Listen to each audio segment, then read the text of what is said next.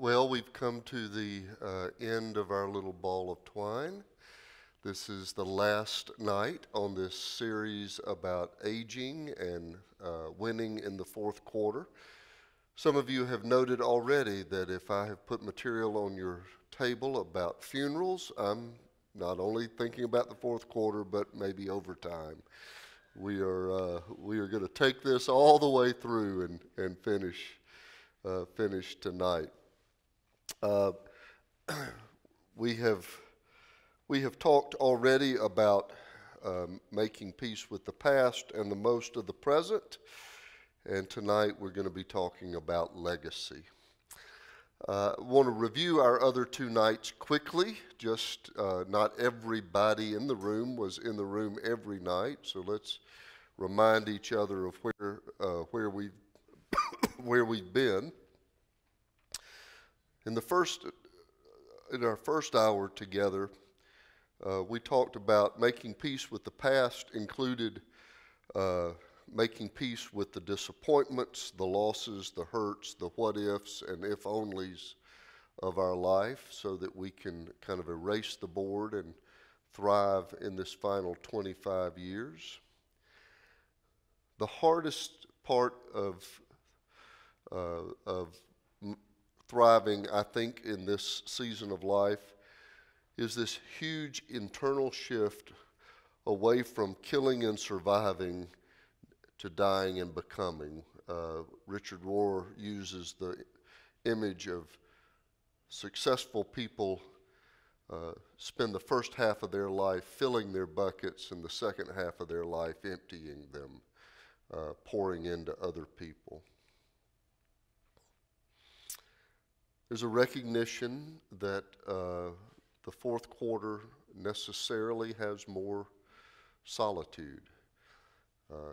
No longer going to work every day, sometimes being single or the loss of a spouse means more long stretches of solitude, and it requires trying to figure out how to embrace solitude without becoming a victim to loneliness.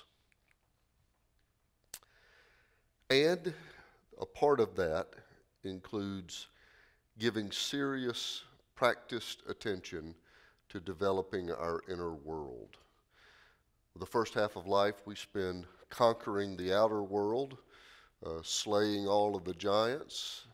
In this last quarter, the biggest part of the satisfaction that can be gained in the last 25 years is figuring out ways after our outer body is wasting away, after we can't conquer as much physically as we once could conquer, how is it that we give attention to the inner life, conquering our own self-understanding, but also expanding our capacity for prayer and for developing our soul. And then last week we heard from this wonderful scholar, Robert Waldinger, who is the current head of the 70-year study of the Harvard Study of Adult Development. Got a few quotes of his on the screen there just as prompts and reminders about his TED Talk that we listened to last week. But the punchline, the takeaway, the don't forget from last week is that what most people think makes for happiness and satisfaction is not what it actually is. Most people, if you ask them in their 30s what makes for a satisfying and happy life, they would say fame and money. Overwhelmingly, those are the answers to that question for younger adults. And the data, the 70-year study, the empirical evidence says what makes for happiness in the fourth quarter is the quality of relationships and the number of relationships. That if you have people to love and you know you are loved, if you've got friendships and companionship in this last couple of decades, it's going to be a good stretch. And affirming last week that the folks in this room are doing it right, because if you were in here on Wednesday nights, you've already figured that out, and investing in relationships and sitting around the table telling stories with people you care about. So it brings us to tonight. This issue of legacy. I want to start with a couple of Richard Rohr quotes, mainly because I just love his writing and he's quite quotable. I've commended this book to you already. He says, "In the second half of life, it is good just to be a part of the general dance. We do not have to stand out, make defining moves, or be better than anyone else on the dance floor. Life is more participatory than assertive." This corresponds with this idea of being rather than doing in the fourth quarter. And then this quote that transitions us to our conversation tonight. Rohr says, "At this stage, I am not preoccupied with collecting more goods and services. Quite simply, my desire and effort every day is to pay back, to give back to the world a bit of what I have received. I now realize that I have been gratuitously given to, from the universe, from society, and from God. I try now, as Elizabeth Seton said, to live simply so that others can simply live." It's beautiful. So how do we do that? How do we focus on a turned around, giving back lifestyle and think about legacy? Well, our first activity tonight is an audience participation activity. I have 10 names I want to show you, and if you know who this is, if you will just raise your hand. This isn't a Q&A, but just raise your hand if you know who this person is. I want to get a sense for how many of them we know, and then we'll talk back through them in just a moment. Come on.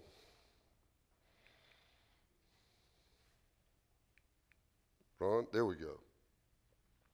All right, Elon Musk. About 80 or 90% of the room. Michael Piccatz. Don't know if I'm saying that right. We got a 0 on the room. Trevor Besdick. John, you know Trevor Besdick? All right. All right. Douglas Hirsch. So far we're 1 for 4. Eric Wu. We've got 1. All right. Eric Wu, I found 1 fan. Alex Karp.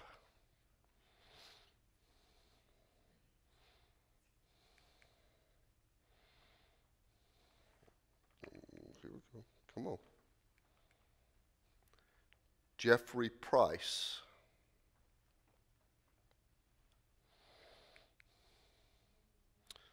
Sundar Pichai.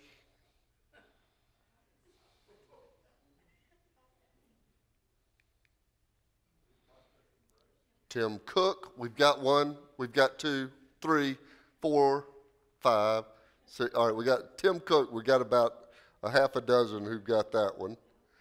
And David Zaslav. Nobody.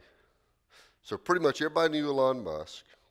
We had 1 hit on Eric Wu, and a third of the room, maybe, had Tim Cook.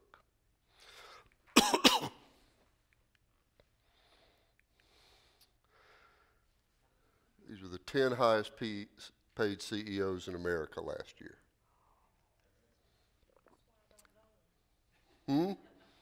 That's why you don't know them. You don't know anybody's got any money. Elon Musk, SpaceX, and Tesla, y'all knew that one. Oak Street Health, Good RX, that company must be doing fine because that's 3 and 4. Eric Wu, Open Door CEO, online real estate. Technology company. Oak Street Health again, they got 2 out of 10. Alphabet and Google. Tim Cook was Apple, that's the one good many in the room knew. And Zaslav, Warner Media. The point here, of course, is that this is what we've said matters. The culture, right, has said those who have, who really did it right, who really made an impact, made a difference, are those people who make a whole lot of money. And y'all knew 1, 2, or maybe 3 of these list of 10.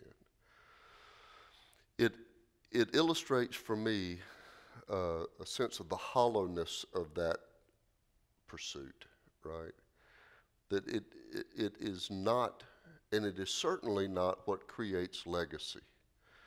Because if they were creators of legacy, you would know their names.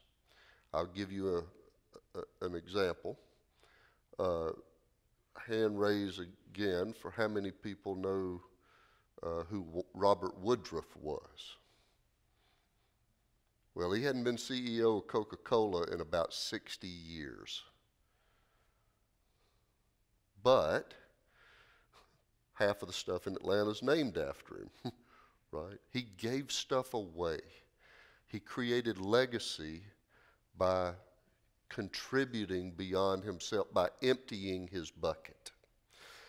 And so if we get to this point in the fourth quarter where we start asking questions about what's going to remain when I'm gone,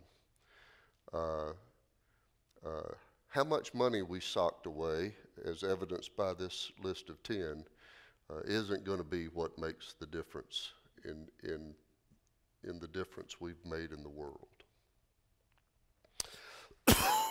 Just want to look at a few quotes I found on making a difference in the future. Billy Graham said, "The greatest legacy one can pass on to one's children and grandchildren is not money or other material things accumulated in one's life, but rather a legacy of character and faith."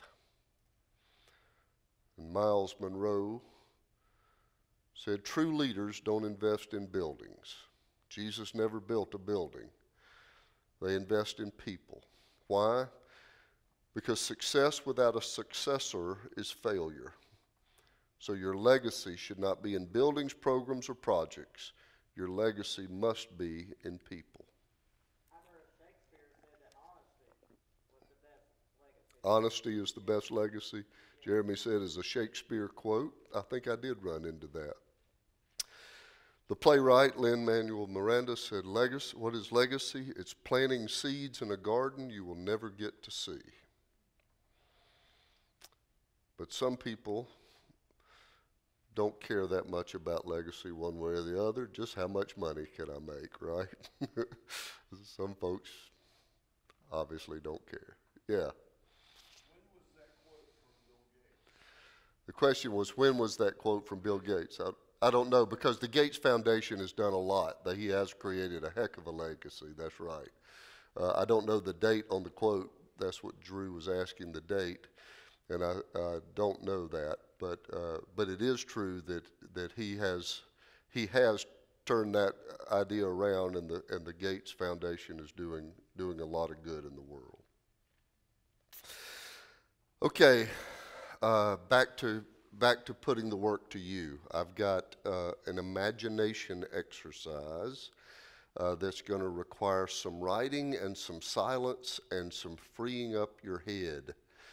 So let me ask you to take a pen on the table and take 4 sheets off of that little pad that's on the table. We'll have to pass that around. If you're at home participating, this is your occasion to go rummage in the drawer in the kitchen and find a pen that still writes, and go find a pad or the back of an envelope. And we're passing out in the room our 4 sheets of paper for the exercise we've got.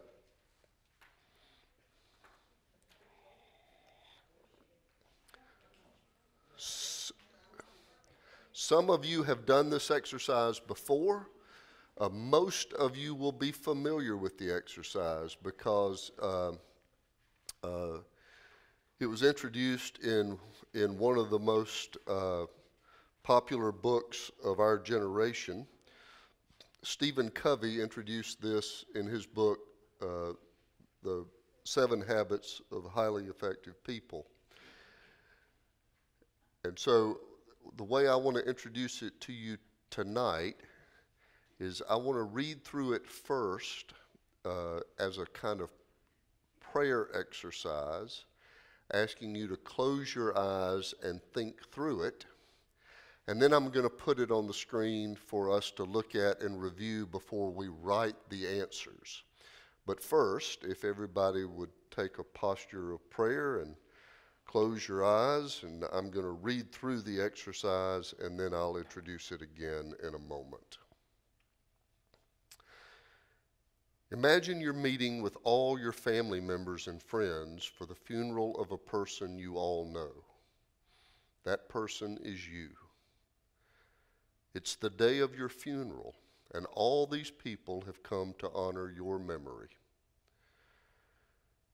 During the ceremony, 4 people are going to speak about you: a close family member, a dear friend, a work colleague, someone from a club or association you were involved with while alive. They share with others all the things they want to remember about you. Think deeply.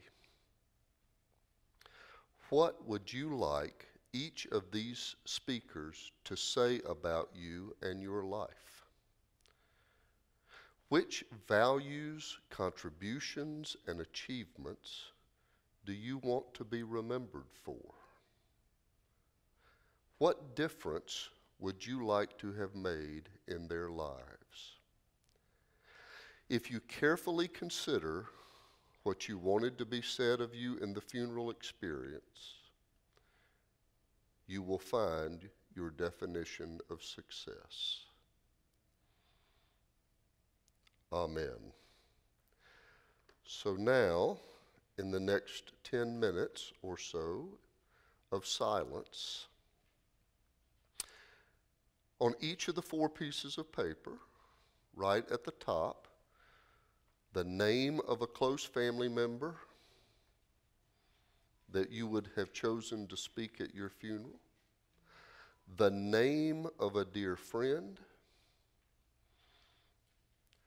the name of a work colleague, and the name of someone from Second-Ponce. 1 on each sheet of paper.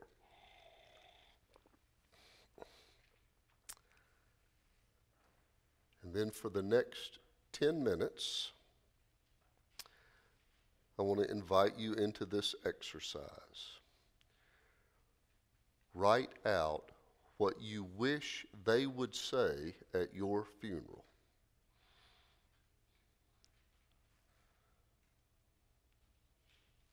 I'll be back in 10 minutes.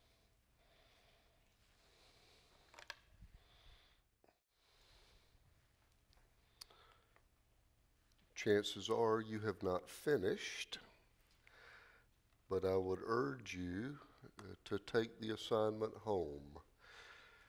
Because can you imagine a more valuable assignment than thinking about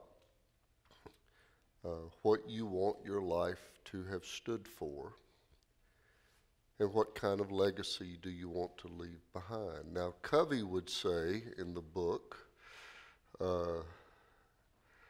that we should look at what we wrote over against our calendar to see if we are actually spending our time doing the things we say are most important to us.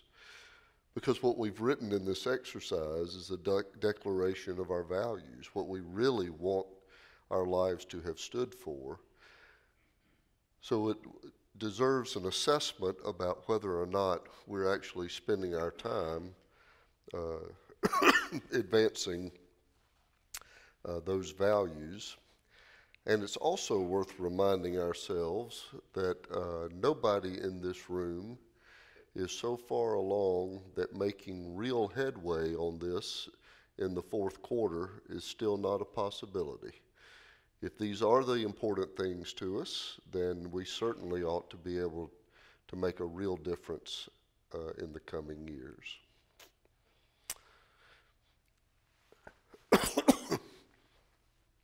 I gave the illustration earlier of the 10 most highly paid CEOs in America, but it's also worth reminding that legacy does not have to do with wealth and platform and influence, but that in the economy of God, small contributions make big differences. We have heard testimonies of great men and women who can talk about a conversation they had with their elementary school teacher, or the thing their Sunday school teacher said to them, or how grandma would just read the Bible to me, and that's what the contributions, the legacies we make are not dependent on the size of portfolio. But as a reminder, as we read this parable together, that in the economy of God, small contributions make big, big differences. Let me give my favorite illustration of this, a story most of you have heard me tell 50 times, but it is such a wonderful story of the power of the seed parable and what God can do with modest contributions with regard to legacy. You all know that Second-Ponce has an Elizabeth Grisham Brown endowment.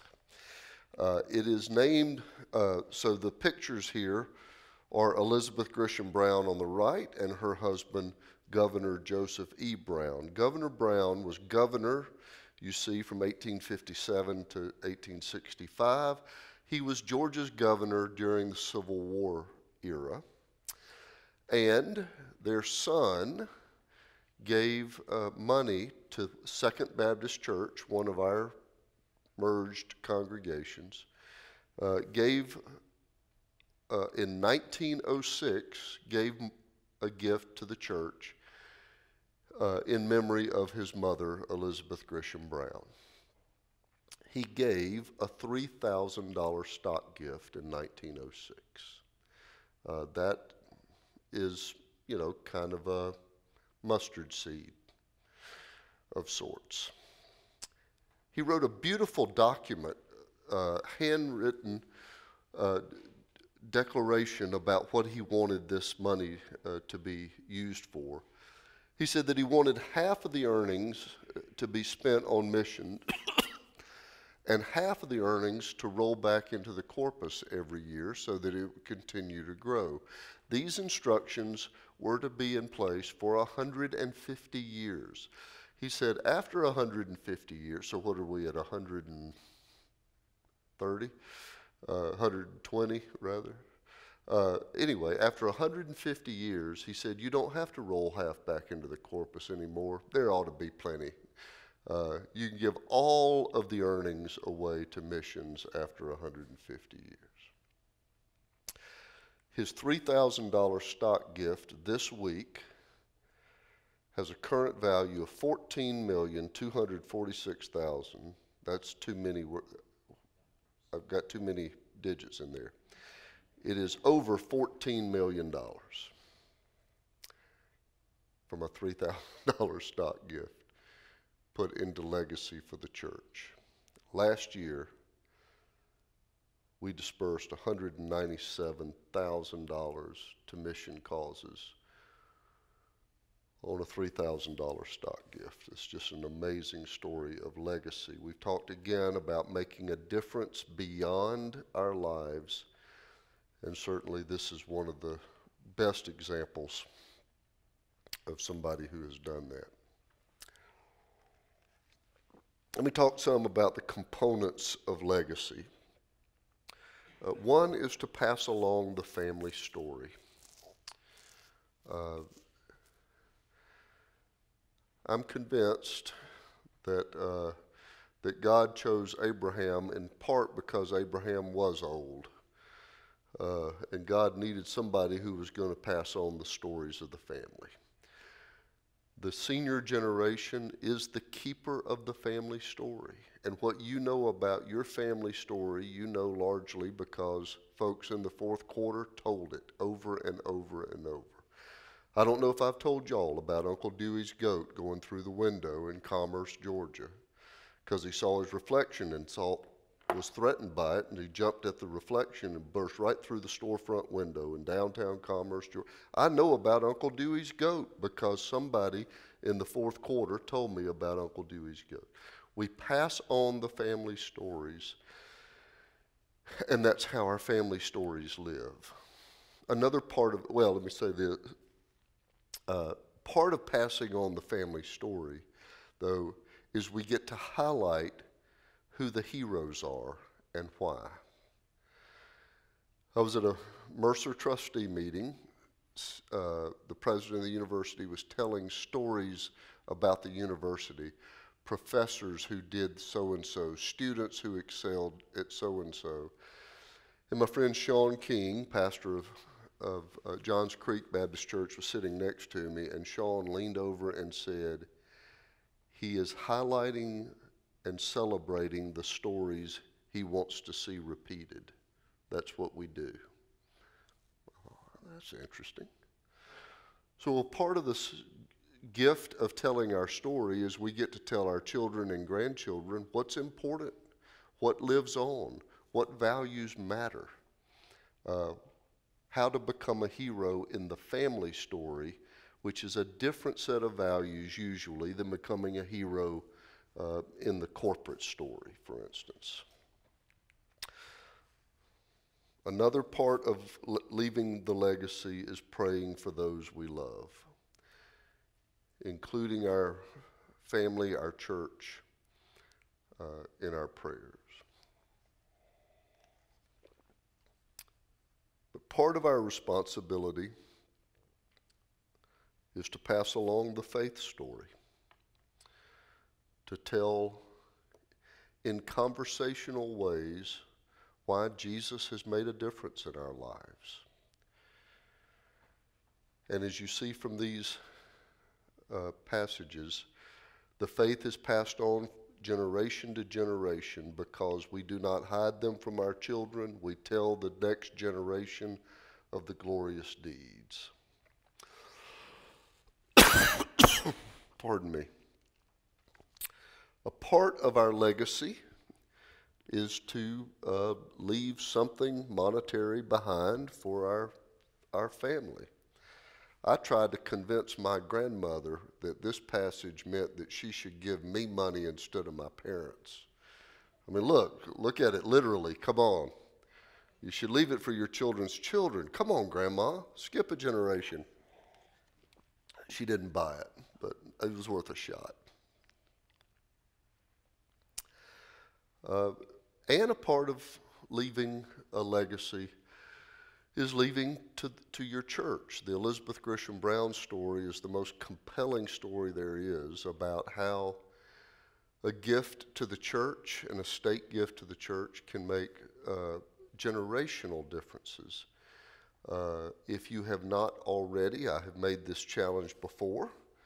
If you have not already, I would challenge you to consider either tithing your estate as a legacy gift to the church, or endowing your tithe.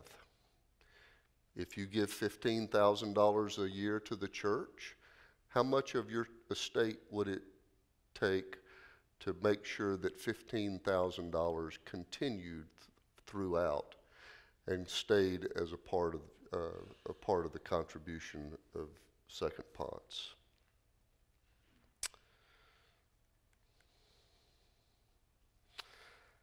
And finally, well, it's pretty obviously finally when the heading says die well.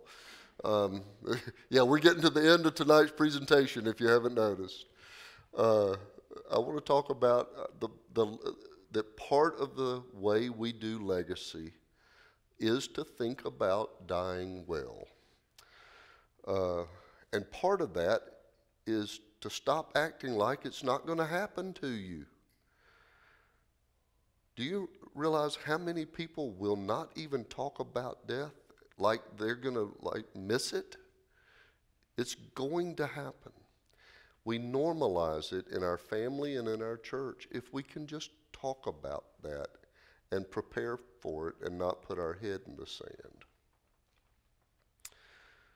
As we get closer to once we get inside the 2-minute warning to keep my illustrations alive, there are more and more opportunities to talk about the Christian hope. And to give comfort to the family that we're not afraid of what's next. We're not afraid of the next chapter of life because it's life eternal. And there are natural ways to create family legacy around talking about our shared hope. And one of the ways we die well is to communicate to family and friends what our wishes are so that we can establish the legacy we want to leave. Let me give a couple of these examples. Bill Hull, David Hull's dad, when he was diagnosed with a terminal illness, he has gifts most of the rest of us don't have. But when he was diagnosed with a terminal illness and still had a sharp mind, he said, you know what? I ought to write a book about this. And he did. He wrote a book on dying well. I would commend that to you. What is a Christian guide as you look at facing the final chapter? Not all of us have this gift. But it invites us to think about how we might pursue the good death. What would that look like in our story and in our context? Here's another story I want to tell you. You all know that I was friends with Governor Busby, and it was a relationship from we were both at Parkway Baptist. I was the interim pastor there, and we ended up striking up a just marvelous friendship and played tennis together and went on a vacation together. He was just a really important friend to me. But one day at his home, I was at his home, and he took me into his private study, and he said, I want to show you something. I want you to know where this is. All the children know where this is, but I want you to know where this is too. He reached in the bottom left drawer, pulled it out, and in the very back of the bottom left drawer, he pulled a file, and at the top, the file said, If I Die Before I Wake. That was the title of the file. And in that file, he had everything in one place. He had the receipt for the cemetery plot he had bought. He had a copy of his will. He had the scriptures he wanted read at his funeral and who he wanted to speak at his funeral and the hymns he wanted sung at his funeral. All of it for the family in one folder. The children knew where it was. He showed me where it was. I want you to know, just one place You ain't got to go searching through everything. What a beautiful gift to leave the family, right? A simple way to know. Which leads me to my final appeal. This form that's on your table. This comes out of my office. We redid it recently. You recognize some of Candace's magic. But it is a checklist and a way to write out things about your preferences. How you would like your remains to be handled. Do you want to be cremated or not? Do you want, what kind of ceremony do you want? Are there any military considerations? Music preferences, scripture preferences. I would like these donations and charities to be considered, right? We have a file in Vicky's office. Everybody who's filled one of these out, she keeps a copy in the file in her office. I can't begin to tell you what a gift this is to the family. When the family comes to see me and I'm able to pull out and say, your mother has made some of these declarations already. And they just, right? It is such a wonderful gift. Would also, so I want to encourage you all to fill this out and get it back, whatever age you are, and we'll put it in the file. But also to say that this is not just for Second-Ponce. We produced it, but I gave my dad and his wife one. Here, put it with your important papers. You might want to take some of these to give to friends, to put with their important papers. It's just a way to walk through some of the questions that we've been talking about. But finally, what I want to say is, I want us on this third night thinking about legacy to think, we tend to think about our money lasting just long enough for us to make it through. We tend to think about life being over when life is over, apart from the great by and by and the day our faith becomes sight. But there's something about our life here that lives beyond us, and part of that is the stories that are told in the family and in the church and among our friends about what kind of difference we made. And we still have a chance to shape those stories. We've still got friendships to invest in and family members to invest in. But there's also a legacy, a financial legacy that we need to consider. How do we make sure the ministry of this church, the ministry that we care about, continues and moves forward?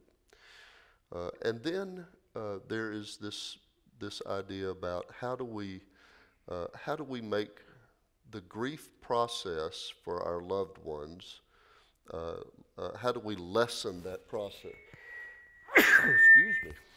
By thinking about how to make those final days easier for them by doing the kind of preparation that would make that so. So I invite you to consider all of that as you go home. A little heavier night tonight, I know. Any questions or final thoughts before we go sing? I got everybody all pepped up, hadn't I? Yeah. What we've always quoted is Charles Quarles said, people have heard me say it for years, he said that if you do this, this is the best insurance policy that you can possibly have. When somebody dies, they go and they pull out the drawer, and, they don't have anything in there, but there's all those people that have theirs in there and they're still living. So Charles said it's the best, about 10 years ago, it's the best insurance policy you can ever have. So Charles Qualls said this is the best insurance policy. I'm saying this for those watching online because inevitably, as many of these as we've got back there, when somebody dies, we don't have that one. So, so, so fill one out. It'll, you'll live forever. That's a great idea. All right. Next Wednesday is Ash Wednesday, but I'll see you Sunday. Go in peace.